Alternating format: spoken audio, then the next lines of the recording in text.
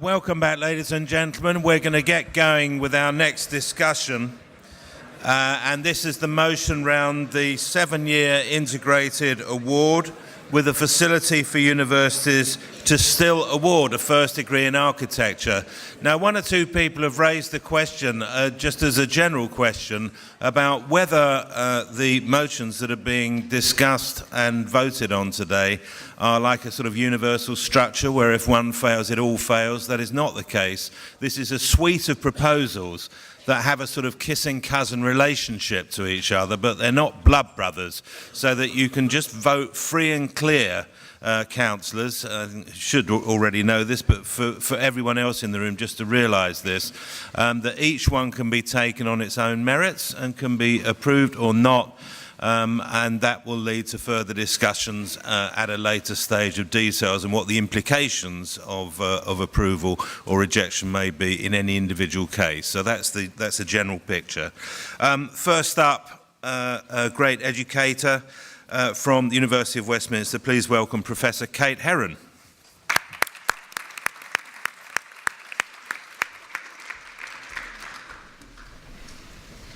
Thank you very much. Talking to Robert Mull earlier, I think we were here 10 years ago on this same discussion of what would happen to architectural education. So I hope that we're going to make some progress, and I hope the Council is going to support some very enlightened recommendations, which I think have been very well formed. I'm talking to the one that says a 7-year integrated award with the facility for universities to still award a first degree in architecture. Whatever the recommended changes, it's absolutely crucial that they provide greater flexibility for students in their choice of how to study, for schools in the delivery of courses, and for employers in their choice of staff with their range of skills. These series of recommendations should lead to greater flexibility, and I think that I would encourage people to accept them as a whole and to vote for them as a whole, but that's Council's choice to go recommendation by recommendation. So if you, the Council, support this particular recommendation, it will allow schools to continue to deliver the current course content with greater flexibility in the sequence and the manner of delivery. In terms of its content or curriculum, it will be neither more nor less. So any changes to content or curriculum will require exchanging one period of time for another period of time, and overall it should be neither more nor less. So you could regard this as a safeguarding of the status quo in terms of curriculum, and with the other recommendations, then a real flexibility will be built in for the future. I think it would be very dull if we did regard this as a safeguarding of the status quo, and instead it should be looked at as something that opens the future for real change for future generations, rather than the backward-looking reference to past education. It should be forward-looking to new education. I think it's worth just understanding the various parts of this recommendation. The first bit is the 7 years. 7 years means a duration of time, i.e. from the start to registration, so from the beginning to the point of registration. But an undergraduate year of study is normally about 8 months, whereas a postgraduate year is about 12 months, and years in practice, of course, are likely to be full years. So there's a little bit of flexibility that is built into the time of it. An integrated award, I think this is probably the most misunderstood part of this proposal, or the least understood part of this proposal, and I think it's very important to think about what an integrated award might be. I think people who fear the idea of an integrated award may be protecting something that they already know and be fearful of what they don't yet know. An integrated award normally means that there is a single named award at the end of the period. This will be a very important badge. It will be the most important badge and must be widely understood and widely recognised.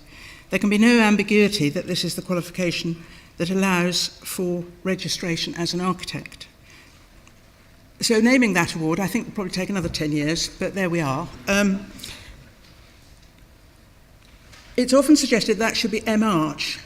I'm going to suggest here, and maybe set the conversation for the next 10 years, that it should be Doctor of Architecture.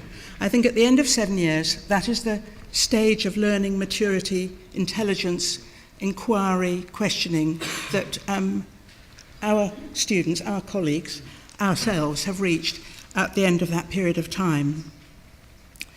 An integrated degree normally requires periods of practical training or work experience, and those are always assessed. It's likely to have periods within the university and periods in practice linked to the university, or periods in the university linked to the practice. There may well be other degrees or other short qualifications that are subsumed within it. There's no reason why that final award can't have other awards subsumed within it. And those steps may be ones that allow people to step off the process at an earlier stage if it suits them better.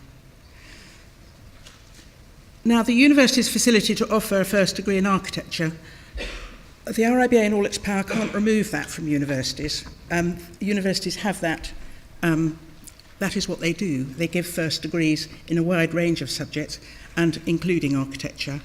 But it is very helpful to include this because it reminds us that many students don't continue beyond that first bachelor's degree and may go into practice as extremely useful employees, and they may go on to do something slightly different than being a registered architect.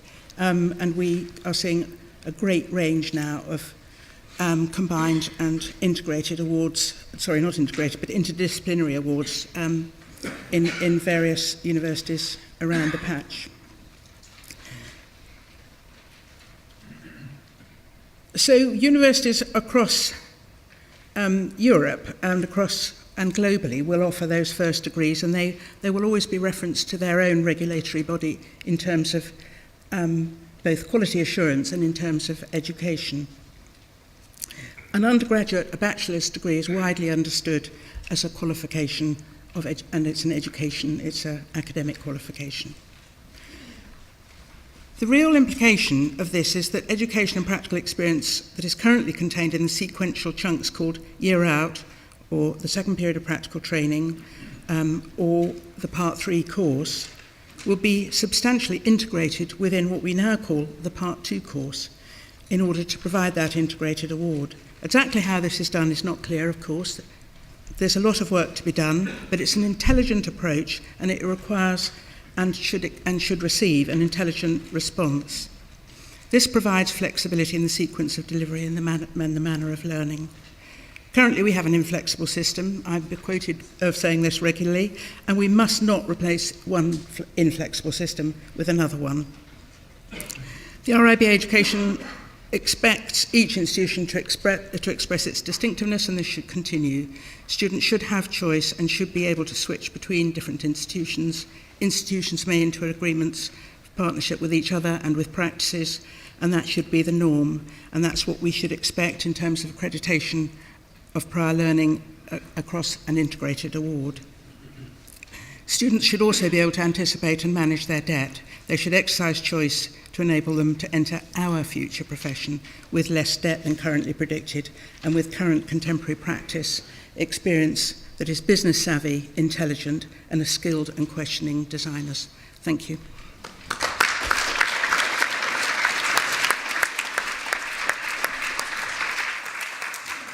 Next up, Jack Pringle, PPRIBA of Pringle, Brandon, Perkins and Will. And some will know for his contribution to education, a member of the French Order of Arts and Letters. Jack. Thank you very much. I'd almost forgotten. Perhaps more to the point, I was also Vice President for Education for some time here and 20 years on the Visiting Board.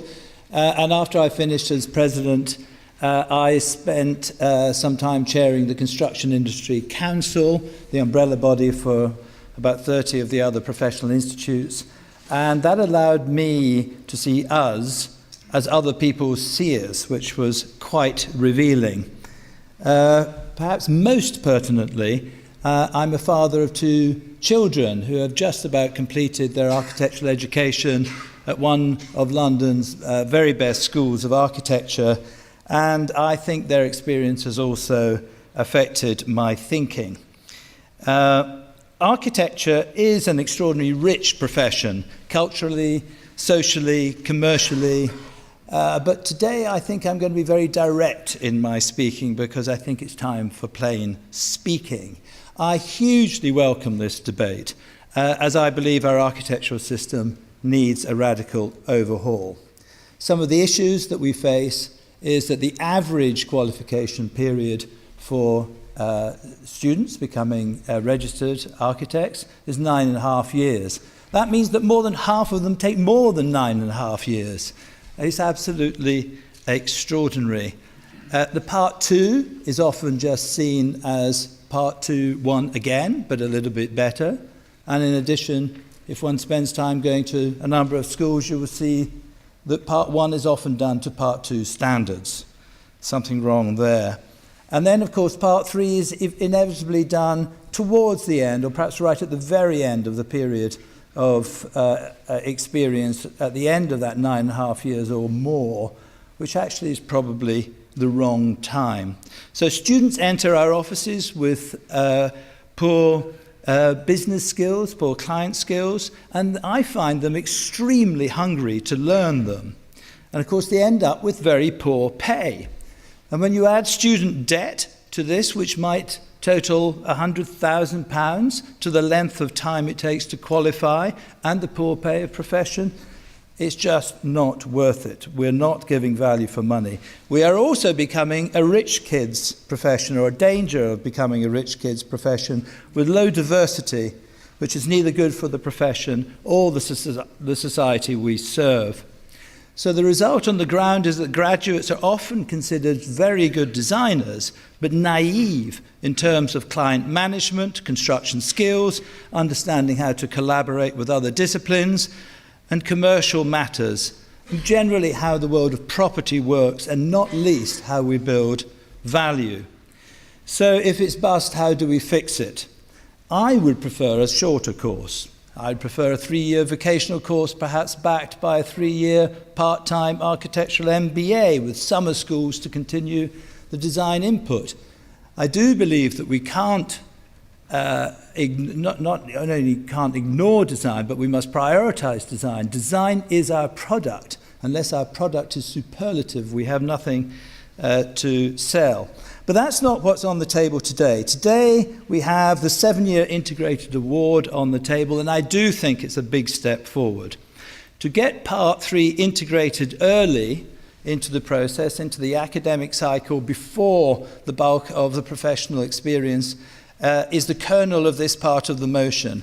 And I think it's really essential, particularly when you reflect on how long people are taking to get to Part 3 at the moment. So I think it's essential, and I think the integration of the Part 3 into the main award will actually address a number of the issues that I outlined above. I also like the choice of being able to have 5 or 4 years of academic study, a choice that some institutions will offer of a first degree after 3 years, master's level, even doctorate level after 7 years of study. I welcome all of that. And of course, the possibility of a whole variety of specialist degrees for those that wish to pursue them. I also like the proposition that was put forward earlier that a credit-based system could speed up qualification. And I love the word typical in the previous amendment to the first debating point. I think that we know that some people gain the required standards considerably faster than other people, and some schools teach considerably faster. I'm nearly there. And I think that we hold our high flyers back by our current restrictive arrangements. My ambition would be for an architectural education that would deliver top quality designers who are totally conversant with how the property and construction industries work, and I therefore commend to Council and this proposal and recommend that a fast-track route is also considered and preserved. Thank you very much.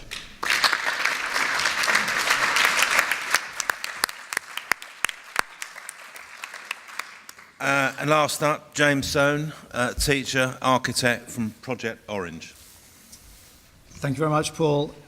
We all have our own stories. I'm going to tell you a bit of my story in the sense of my relationship with the RIBA and education. I've been involved for 15 years, and that's meant that I've been privileged enough to go on validation events. I also chair the new courses group, so we see a lot of new ideas coming before a group of people who are extremely well equipped to discuss and debate what those course content and what the aspirations of these schools are about. And let me tell you, there is a huge and wide-ranging number of teaching models out there.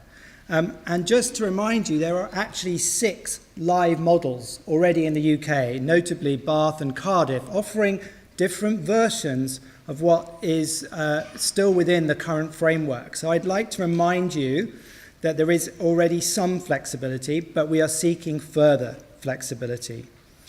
But with regard to this motion, I would like to consider the broader subject area of practice, which obviously has many connotations.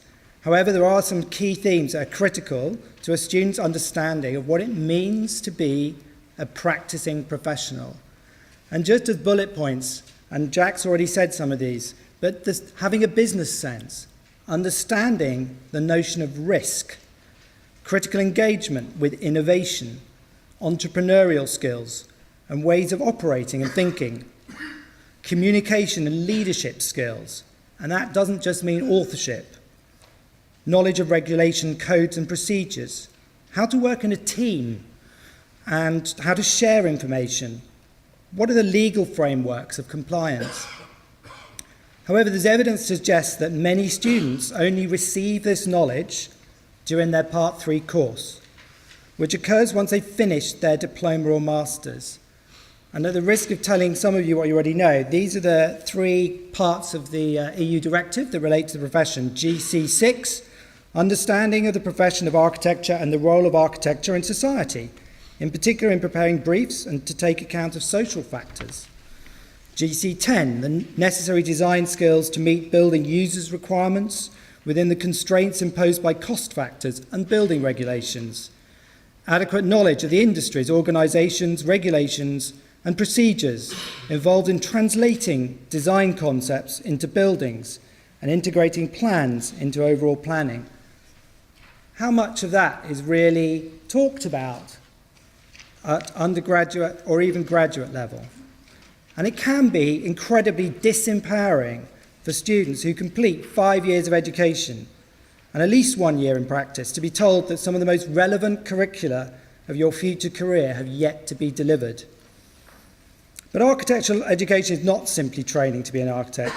As we've heard, it's a critical and forward-looking education that requires students to understand, evaluate and make proposals and propositions that engage with both constraints and opportunities. We also recognise that many students who study as a degree in architecture go on to work in parallel creative industries where key business skills are required. Surely, then, it's vital that these key skills are integrated into the curricula in a meaningful way, starting in the first year, to offer all students the chance to understand and critically engage in the business of architecture. In the context of high fees, it's the responsibility of the schools to ensure their students are business savvy and able to apply this knowledge not just to their career, but to their own circumstances and to their life. Finally, there's a sense in which it's been convenient for some schools to ignore all but the most basic management, practice and law areas of the curriculum and to outsource it to a Part 3 course, which by its nature is disconnected from the culture of the school. So this motion supports the belief that a rounded education for architects should engage and contribute to all areas of the debate regarding the profession and not just limited to design. To end my story, I'm lucky enough to be working with Will Hunter, and we're involved in setting up the new London School of Architecture, which is an alternative model for a diploma course where in your year 4 you'll be spending 3 days a week in practice. But this isn't just working in practice as you would in your Part 1. The idea is it's a mechanism to create a conversation, a boundary where practice, research and ideas come forward and are discussed in a kind of critical framework. And I'm very hopeful for that. And I would imagine that that model is something which may have traction in the future. So while there are many ways in which the curricula can be delivered and examined, the 7-year integrated award will ensure that all students of architecture can be sure they can, if they wish, become professionals in an albeit long but well-balanced, well-rounded course structure. And I urge you to vote for this recommendation. Thank you.